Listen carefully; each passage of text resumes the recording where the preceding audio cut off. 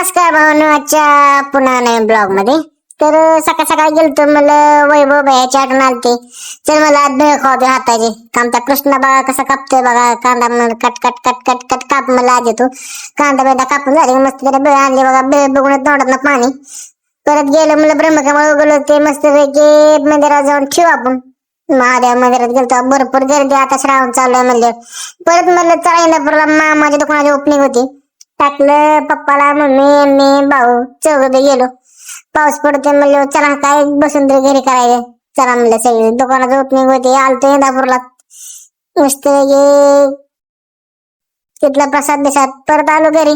आमचे बघा कार्यकर्ते कसे बसले तर मोबाईल खेळूया म्हणलं आज आमचा असे मानता तरी झाली रात्र. चला म्हणलं आता काय आलाय बघा घरी हसते आज.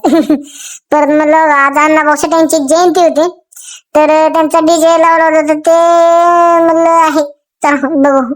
एकदम मस्त नियोजन केलं बघा ह्यांनी पण. एकदम टेबल डान्स होता जागेवरच.